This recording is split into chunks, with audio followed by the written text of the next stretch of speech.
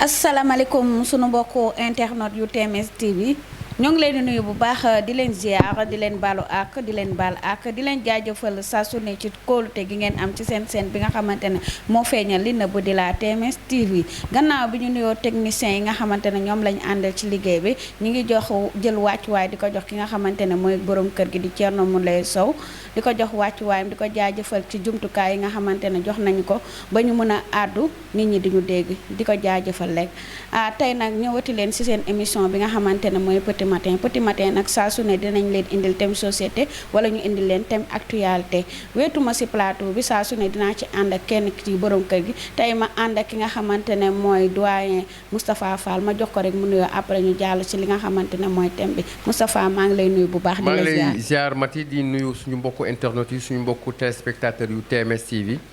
di nuyu.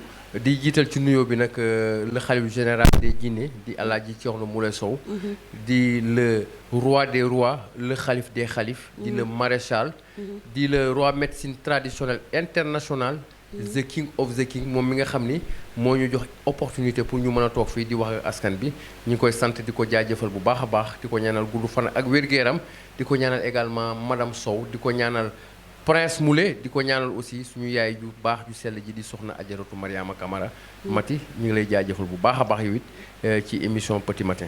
waaw ñu ubbi rek li nga xamante ne mooy émission bi muy li nga xamante ne moo waral njàmbat gi tey di remaniement ministériel bi nga xamante ne Macky Sall def na ko dem te mu ànd ceew lu bari ci réew mi Moustapha ma jox la rek nga àddu ci lool nga xamante ne moo def actualité tey nga xamante ne télé yeeg ñëpp moom la ñuy wax. waaw Mati defe naa ni loolu lu yomb analyser la li xew démb du lu bees xew na ci Abdou Diouf xew ci Ablaye Wade xew ci Macky Sall mais bii dafa gën a garaaw li xew démb mooy politiciens yi dañuy fontoo ba pare di foye suñu alalu réew parce que li xew démb ci jàngat mooy politiciens yi jaruñu gëm jaruñu déglu jaruñu àndal parce que Idrissa Seck bii nga xam ni moo jiite parti réew mi nekkoon fi ancien premier ministre ñu gis Macky Sall nommé ko démb conseil économique social et environnemental mu waxoon fi ay kaddu yu doy waar ne moom toll na ci réew mi foo xam ni bu weesoo ndombal tànk député nga xam ni loolu peuple bi ñoo koy fal bu weesoo ndombal maire nga xam ni peuple bi ñoo koy fal bu weesoo ndombal conseil municipal nga xam ni peuple bi ñoo koy fal également mu ne nomination décret bu jógee ci état pare na ci moom Idrissa Seck moo wax loolu de kon maanaam Idrissa Seck démb dafa woccu lekkaat waaye nag Mati loolu du lu bees ci Idrissa Seck bu ñu demee ba ci kanam danaa la wax lu tax du lu bees ci Idrissa Seck mais damay taxaw foofu rek jàngaatal la liste bi nga xam ni moo am démb nga gis ñu ne la génne nañ ci ay ponkal ñoo xam ni ay homme de confiance Macky Sall lañ woon amoon doole trop ci parti bi ak ci attelage gouvernemental bi nekk fa nag depuis 2012 ku mel ni Omar Youm ku mel ni Amadou Ba extra Ali Nguy Ndiaye Mimi Touré ak Makhtar Cissé waaw loolu lu muy nuru mooy Macky Sall au sein de son parti day tere képp ku am ambition te Macky man jàpp naa ni tey boo nekkee ci benn entreprise nekk benn structure nga xam ni lu mu yàgg-yàgg da ngay dem te sooy dem ci biir entreprise bi ñaan nga yàlla bëgg kenn remplacer la foofu ci biir kon war nga fexe préparer kenn ci biir entreprise bi mais boo demee jëli keneen ku bokkul ci entreprise bi mooy yow sa ndono iñaanee nga ko ñu nekk ci entreprise bi man loolu laa gis démb ci sama njàngat Macky Sall également pour man dafa wone ay limitam démb ci li mu def parce que Macky Sall fi ñu ko doon xaaree démb ak fi mu génn démb non du foofu parce que dañ doon xaar lu bees xaar aussi ay jeunes ci biir gouvernement bi mais boo xoolee ñi nekk ci gouvernement bi mais ñooñu ak Macky Sall ñoo doon cheminer ensemble depuis temps 2012 PDS muy ñoom ay Omar Sarr ay Aïssata Tall Sall mag la du gan ci affaire yi ak ñeneen ñi nga xam ñi nekk ci biir gouvernement bi mais tey boo jëlee ku mel ni Modou Diagne Fada nga xam ni il a son parti il est compétent. liggéey fi liggéey bu rafet. ba réew mu xam loolu. ba Macky Sall tey jël ko jox ko Sonacos. defe naa ne gouvernement bu mel nii. buñ ko doon jël. parfois nag day am paramètres yoo xam ne doo ko maîtriser. même bu Modou Diagne Fada accepté wul dugg ci gouvernement bi. am na ñeneen ñu mel ni Modou Diagne Fada. yu engagé wu. yu compétent yu nekk ci réew mi. mais Macky Sall li mu def démb pour man indiwul lu bees. indiwul lu bees li mooy booy xool presque 5 ministres la génne ci affaire bi. mooy ñi nga xam ni dañ leen di prêter ay ambition pour 2024 maanaam ñi nga xam ne dañ leen di jiiñ que ni dañu xool siège Macky Sall pour 2024. ñooñu la Macky Sall jël dagg seen bopp. jëndee leen Idrissa Seck. Idi nag bu ñu demee ba ci kanam dinaa la ci wax lu baree bari ak li tax Macky Sall également indi ko foofu. lu tax Macky Sall indi ko foofu. te bu ñu jàppee ni sax ni am na ñoo xamante ni journaliste yoo xam ne wala ay analyste politique yoo xam ne waxoon nañ ko ku ci mel ni Cheikh Yérim Seck waxoon na ni Idi ak Macky réeroo wuñu. est-ce que li mu waxoon tey am na raison. ci Idrissa Seck mais bien sûr. mais Idrissa Cheikh Yérim Seck ku ko xam. xam ni c'est un journaliste de renommée. C'est un grand journaliste. ah nekkoon fi Jeune Afrique. xam nga il n'est pas n'importe qui. donc Cheikh Yérim Seck je pense que il fait des analyses très pertinentes. te lu mu la wax téere la. kon li mu waxoon ci Idrissa Seck. defe naa ni yéen ñëpp dégluwaat ngeen ko. li mu waxoon yëpp dafa am. Idrissa Seck nag ku ko xam ni moom ci affaire ay clan la yëngu. loolu moo ko yàqal ci Ablaye Wade moo ko nar a yàqal ci Macky Sall yàqal ko également ci askanu Sénégal. parce que li xew de mu mati. pour man dama jàpp que ni Macky Sall ak Idrissa Seck dañu teg benn deal. mooy maanaam Macky oo na ko nee na ko grand ñëwal ma jox la conseil économique social et environnemental nga doxal.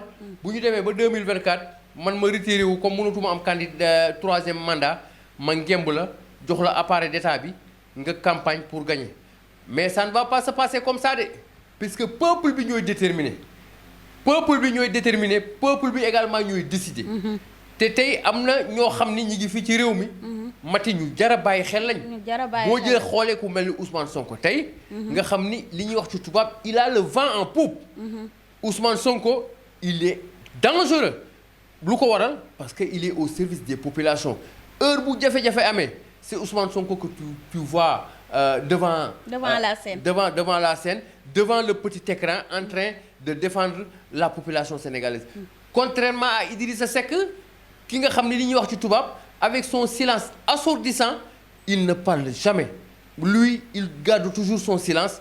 waaw li yow boo nekkee ci ab réew nga nekk ab leader rawatina ñu ne président bi élection yi passé moo gagné nga topp ci moom ñu toftal la ci ginnaawam réew mi nekk ci jafe-jafe lu mel ni pandémie bi xale yi di dee ci gaal yi yow nga toog ne patt pour man Idrissa Seck ambition personnelle rek a ko ñor mais yitte réew mi soxla réew mi askanu réew mi ñoru leen. waaw est-ce que noppi boobu noonu nga xamante ne moom la noppi woon lii nga xamante ne waxtaane woon nañ ko kon moo dangay xam ni kon lii waxtaane woon nañ ko moom Macky ba nga xamante ne moo tax mu jox ko conseil économique et social et environnemental ba pare dindi fi ki nga xamante ne femme de confiance la woon mu nekk Mimi Touré mais jàppoo ni Moustapha Sénégal moo demee noonu parce que jeunes yi tamit amatuñu benn courage boo xamante ne bëgg nañ toog ci réew mi moo tax xale yi tamit di jël gaal yi di dem parce que gis nañ fi ay jeunes dynamiques yoo xamante ne am nañ diplôme bi am nañ mën-mën bi pour dugg ci gouvernement am nekk ministre doxal ñu gis ñi nga xamante ne ñoo nekkoon devant la scène politique ñoo fi nekk ba léegi est-ce que jotul nag ñu rectifier waat xoolaat jikko yi surtout politiciens yi. mais mati ci par rapport ak affaire jikko yi.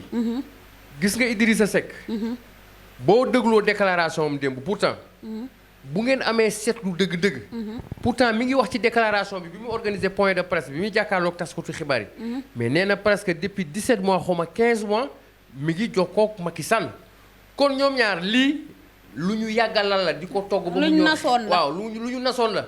léegi nag maintenant li ñuy wax ci tubaab un couteau à double tranchant paaka boo xam ni ñaari boor lay rendee. xam nga mën nga di nas. di teg ba nga ñëw toog ñu daas paaka bi nga yaakaar ni paaka bi.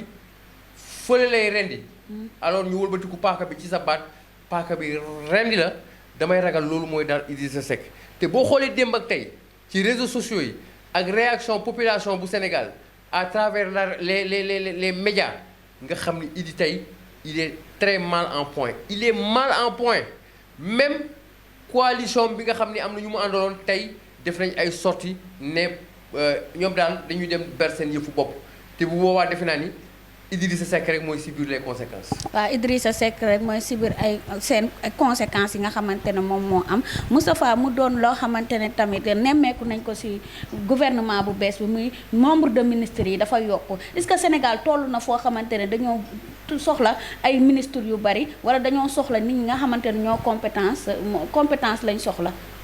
waaw Macky laal nga question bu am importance bu am solo. ma di la wax nii. gis nga gouvernement bi ñu njëkk a sampu Sénégal en 1960. gouvernement boobu. fukki ministre ñoo ci nekkoon. Amadou Mahtar Mbow mii mi ngi nekkoon ci gouvernement bi. gouvernement bi benn tubaab bu ñu doon wax Pierre Lamé. moo doon jiite gouvernement bu Sénégal boobu. 10 ministres ñoo nekkoon ci biir. li ma ci gën a jàpp mooy Amadou Mahtar Mbow mi ngi woon ci biir gouvernement bi. ak ki nga xam ni kooku sant Camara. ki nga xam ni éducation la doon gérer.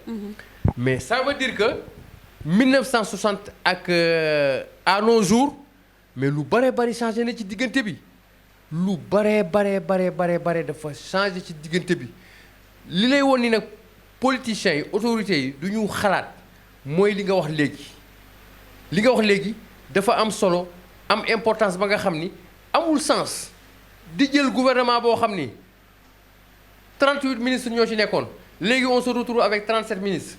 loolu ak 4 secrétaires d'État waaw 4 secrétaires d'État. mais loolu mais ban sens la am. wala ñu dem ci biir gouvernement bi am na ñoo xam ni doon nañ doxal ba mayonnaise bi commencé jàpp boo xoolee ku mel ni Matar Cissé affaire pétrole bi affaire bi commencé woon na jàpp carrément kooku nga xëy dijjit ko indi keneen mu nar a recommencer à zéro. te Matar Cissé il maîtrise bien son domaine. te impliqué wu na ci depuis ñu wax affaire pétrole fii au Sénégal. kon loolu laa amoon lu may wax pour le moment. ak Abdou Karim Fofana nga xamante ne moom moo yoroon affaire logement bi ak urbanisme gis nañ tamit moom jëlee na ko fa. waaw jëlee na ko fa daal di indi Ablaye Sow. bi nga xam ni moo nekk kuutu. da lay woon que ni rek Macky Sall pour man ba léegi day tâtonner parce que Abdou Karim Fofana. mais boo xoolee dans l'attelage gouvernemental ci mois yi ñu génn amul benn ministre bu ko gën a visible.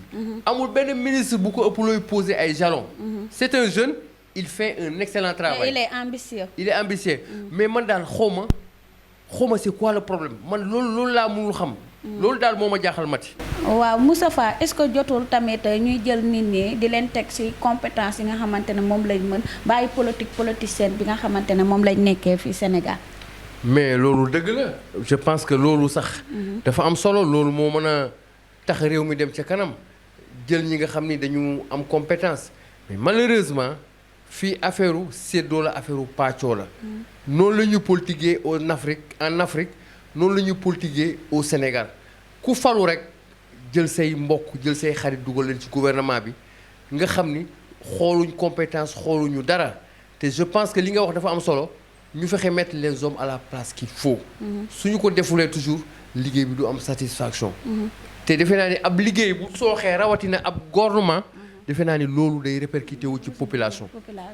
mu doon lu am solo ndax defe naa ne bu ñu la falee. yow da ngaa war a tiit mais ñu fal la say mbokk di fecc di saraxoole nga xam ne kon xaalis beeg ak li nga xamante ne mooy poste yeeg moo leen itteel li nga xamante ne moo jëm ci réew mi itteelu leen mu doonoon waxtaan bu am solo ñu jagleeloon ko li nga xamante ne mooy remaniement ministériel bi nga xamante ne am na démb léegi ma jox rek Moustapha ñu tàggatoo ba beneen yoon ñu ñëwaat ak yéen si beneen numéro. waaw ma tey defe naa li may tàggatoo mooy. rafetlu waxtaan bi di la jaajëfal ci vraiment ni ngay animer émission Petit Matin mu nekk émission bu am solo boo xam ni ñëpp a koy seetaan ci àdduna donc defe naa ni loolu dafa am solo beneen bi mooy toujours ñuy ziar di ñaanal borom kër gi di Alaaji Thierno Moule Sow gudd fan ak wér-gi-yaram parce que bu fekkee ni loolu mi ngi am defe naa ni yokkute la ci ñun waa TMS TV mais yokkute la ci askan bi nga xam ni ñoo koy xaar bés bu ne kon Mati maa ngi lay jaajëfal bu baax a baax. waaw mu nekkoon seen émission bii di Petit Matin di leen jox di daje ba suba incha allah ñëwaat ak yéen ci beneen numéro.